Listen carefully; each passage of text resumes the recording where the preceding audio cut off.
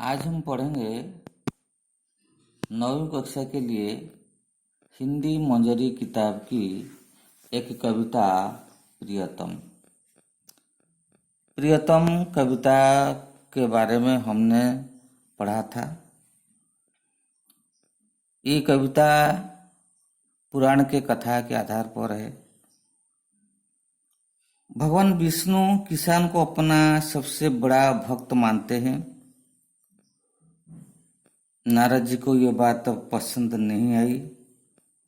वो सोच में पड़ गए और नम्रता पूर्वक उसका विरोध करते हैं। नारद जी के मन में ये शंका थी कि ये एक किसान तो भगवान का सबसे प्रिय कैसे बना, तो इसलिए वो उसकी परीक्षा लेना चाहते हैं। इसलिए वो विष्णु के पास गए थे और पूछने लगे कि मैं उस किसान की परीक्षा लूँगा। तो विष्णु ने कहा था, ठीक है, तुम परीक्षा ले सकते हो। इसके बाद नारद जी वही किसान के पास जा पहुँचे। उसने देखा कि दोपहर के समय जब वो काम से आया, दरवाजे पर भगवान का नाम लिया था।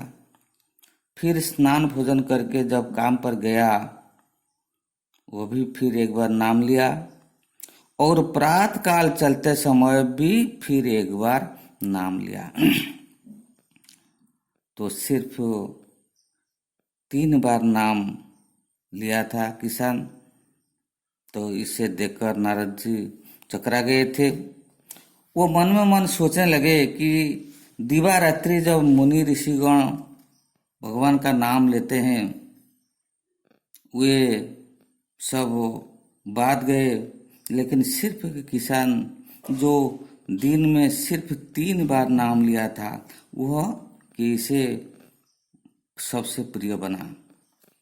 तो वह गए, भगवान के पास गए और भगवान ने उसे कहा कि ठीक है, मैं इसके बारे में बताऊंगा, लेकिन पहले एक काम है, एक जरूरी काम है, तो ये काम को पहले करना, इसके बाद हम इसके बारे में चर्चा करेंगे। इतना पाठ हमने कल पढ़ा था, पहले वीडियो में पढ़ा था। इसके बाद हम पढ़ेंगे। तब तक यह आवश्यक कार्य पूरा कीजिए। मतलब भगवान ने कहा था एक जरूरी काम है, तो पहले इस काम को करना, बाद में हम इसके बारे में चर्चा करेंगे। भगवान ने एक काम दिया। कैसा काम दिया? तैलपूर्ण पात्र यह लेकर प्रदक्षिणा कर आइए भूमंडल की। ध्यान रहे सविशेष, एक बूंद भी इससे तेल न गिरने पाए। भगवान ने कहा, एक तैलपूर्ण पात्र लेकर प्रदक्षिणा कर आइए भूमंडल की। सारे संसार की प्रदक्षिणा कर आइए, घूम आइए। और घूमते समय ये तैलपूर्ण पात्र मतलब जिस पात्र में तेल भरा हुआ है, और इसके साथ साथ वो कहते हैं कि ध्यान रहे सविशेष, एक बूंद भी इससे तेल न गिरने पाए। भगवान ने कहा विशेष रूप से ध्यान रहना चाहिए कि एक बूंद भी इससे तेल न गिरने पाए। मतलब इस पात्र से एक बूंद तेल जैसे गिर न जाए। तो नारद जी ने देखा तेल से भरा हुआ पात्र, फिर घूमना है, फिर वो चले गए। लेकर चले नारद जी आज्ञा पर धृत लक्ष्य। नारद जी लेकर चले गए आज्ञा पाकर धृत लक्ष्य। लक्ष्य में जो धृत है, यानी वो नारद जी आज्ञा पाकर वो बिल्कुल तैलपूर्ण पात्र को लक्ष्य करते हुए वे चले गए।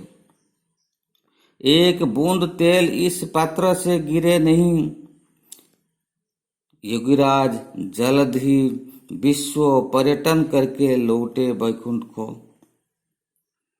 तो योगीराज यानी नारद जी जल्द ही विश्व पर्यटन करके विश्व को घूम करके लौट आए वैकुंठ को। तेल एक बूंद भी उस पात्र से गिरा नहीं। कि बड़ी सुख की बात यह है कि सारे भूमंडल को घिर आने पर भी उस पात्र से एक बूंद तेल भी गिर न पाए, नहीं गिरा। तो इसी कारण से बहुत खुश थे नारद जी। इसलिए उल्लास मन में भरा था। यह सोचकर उसके मन में उल्लास था, आनंद था, आनंद से भरा हुआ था, क्योंकि ये सोचकर वो सोचते थे कि तेल का रहस्य एक अवगत होगा नया। वो बहुत खुश हो रहे थे यही सोचकर कि ये जो तेल का रहस्य भी अवगत होगा, मालूम पड़ जाएगा, एक नया रहस्य के बारे में भी उनको मालूम हो जाएगा।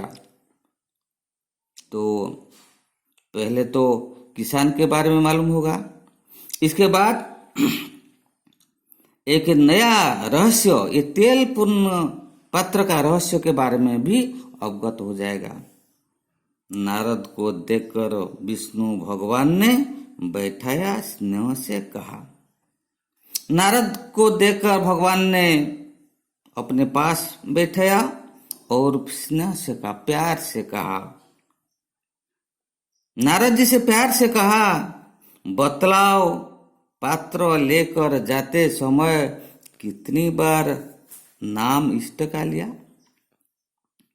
भगवान ने प्यार से नारद से कहा, अभी तुम बताओ कि पात्र लेकर तुम जब जाते थे तो भगवान का नाम कितने बार लिया था, इष्ट का नाम लिया था, मतलब मेरा नाम कितने बार लिया था।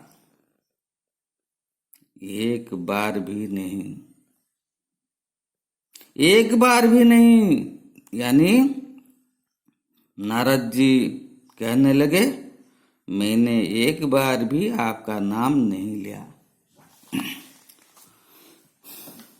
संकित हृदय से कहा नारद ने विष्णु से।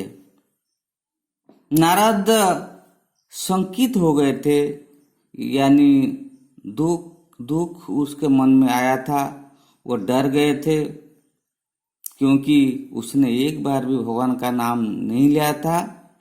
फिर भी उसने विष्णु से कहा कि काम तुम्हारा ही था।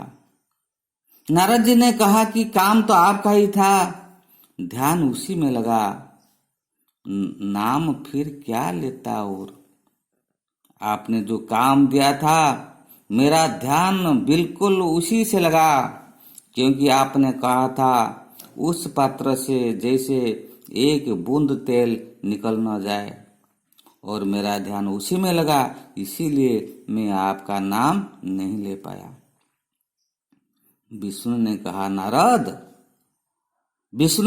नारद, उस किसान का भी काम मेरा दिया हुआ है। भगवान ने कहा, किसान जो काम कर रहा है, खेत में काम कर रहा है, अपने परिवार के साथ वो जो भी कुछ कर रहा है, ये सब काम मेरा दिया हुआ काम है। और उत्तरदायित्व कई लदे हैं एक साथ। उत्तरदायित्व यानी जिम्मेदार, उस किसान के साथ एक साथ कई दायित्व है, जिम्मेदारी है। खेत में काम करता है, परिवार का पालन पोषण करता है, और सारी जिम्मेदारी उन पर है। ये सब काम मेरा दिया हुआ काम है। सबको निभाता, वो सबको ठीक समय में काम करता रहता, निभाता, यानी ठीक समय पर काम करता और काम करता हुआ नाम भी वो लेता है। सभी काम वो करता है, इसके साथ साथ मेरा नाम भी लेता है। इसी से है प्रियतम। तो इसीलिए वह सबसे प्रियतम है मेरा। मतलब वो किसान काम करते हुए सारा संसार का काम करते हुए मेरा नाम लेता है। नारद जी लज्जित हुए, कहा यह सत्य है। नारद जी के समझ में आ गया कि सचमुच यही सत्य है। वो काम करते हुए अपना काम करता है और भगवान का नाम लेता है। उसके मन में जो शंका थी, जो आशंका थी, जो द्विधा थी कि मुनि ऋषिगण जो दिन रात जपते हैं, लेकिन वह सिर्फ जपते हैं, लेकिन सभी प्रकार का कर्म वह नहीं करते हैं जो किसान करता है। इसीलिए मैंने कहा था, निर्मला जी इस कविता के जरिए ये संदेश देना चाहते हैं कि कर्म ही ईश्वर है। इसलिए हर व्यक्ति को कर्म करना चाहिए। कर्म से निवृत्त रहकर सिर्फ भगवान का नाम लेने से कोई आगे नहीं बढ़ सकता या ईश्वरीय सानिध्य प्राप्त नहीं कर सकता। इसलिए कर्म सबसे पहले की बात है, बाद में ईश्वरीय सानिध्य पाना वो हो जाएगा। कर्म करते हुए तथा सारी जिम्मेदारियों का निर्वाह करते हुए भी भगवान का नाम नहीं भूलना चाहिए।